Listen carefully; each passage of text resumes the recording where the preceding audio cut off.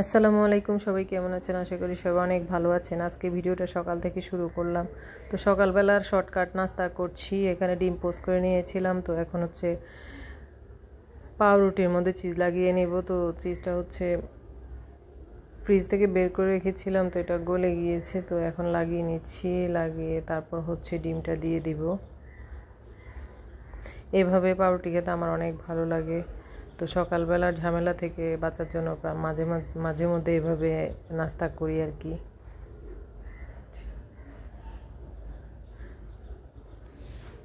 এই যে এখন ডিমটা দিয়ে দিচ্ছি, আর এখানে চিনি দিয়ে দিয়েছিলাম চিজের সাথে। তো এখন হচ্ছে ডিমটা দিয়ে তারপরে এই যে আমার নাস্তা রেডি হয়ে গেল।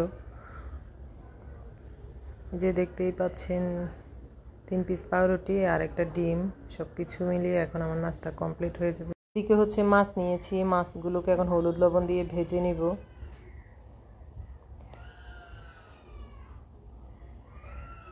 বাইরের থেকে অনেক সাউন্ড আসতেছে, সবাই ক্ষমা সুন্দর দৃষ্টিতে দেখবেন। তো এদিকে হচ্ছে মাছগুলো ভাজা হয়ে গেলে, এক পিঠ ভাজা হয়ে গেলে উল্টে দিচ্ছিলাম। এই তো মাছগুলোকে হালকা করে ভেজে নিব আর কি।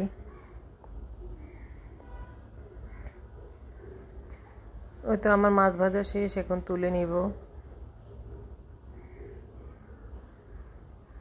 মাছের সাথে একটা মাছের মাথাও ছিল, তো মাছগুলোকে এখন তুলে নিচ্ছি।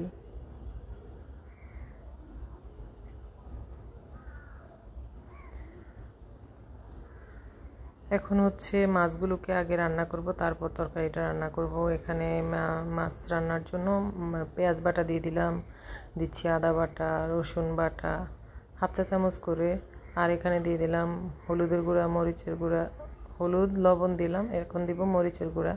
তো দিয়ে মশলাটাকে ভালো করে কষাবো। কষিয়ে হচ্ছে তারপরে এখানে একটু সামান্য পানি দিব, পানি দিয়ে এরপরে মাছগুলো দিয়ে দিব।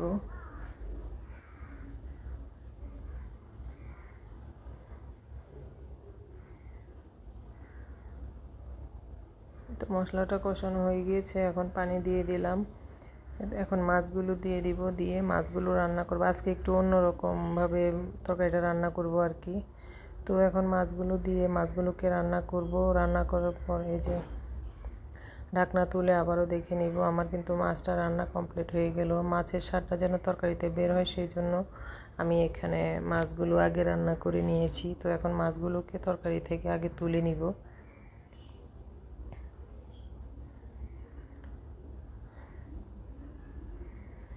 মাছগুলো হচ্ছে আমি আজকে ঝিঙ্গা দিয়ে রান্না করব। এই যে ঝিঙ্গা কেটে নিয়েছি। তো ঝিঙ্গা যেহেতু সেদ্ধ হতে সময় লাগে না, তো সেই জন্য মাছগুলোকে আমি আগে মশলা দিয়ে কষিয়ে নিয়েছি। তো এখন মাছগুলোকে আগে তুলে নিব। মশলা থেকে তুলে নিয়ে তারপরে হচ্ছে আমি এই মশলায় ঝিঙ্গাটা কষাবো, কষিয়ে তারপর আবার মাছগুলোকে দিয়ে দিব।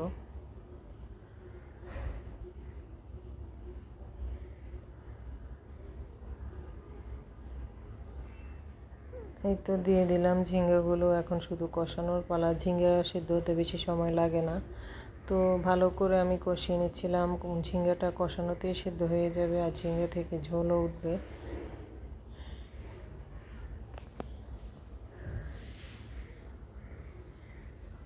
এই তো আমি কিন্তু নাড়ার উপর রেখেছিলাম। এই ঝিঙ্গা থেকে কিছু পানি বের হয়েছিল, তো আমি এখানে মাছগুলো দিয়ে দিলাম, দিয়ে এখন পরিমাণ মতো ঝোল দিয়ে দিব। এই তো আমার ঝিঙ্গাটা রান্না কমপ্লিট হয়ে গেল।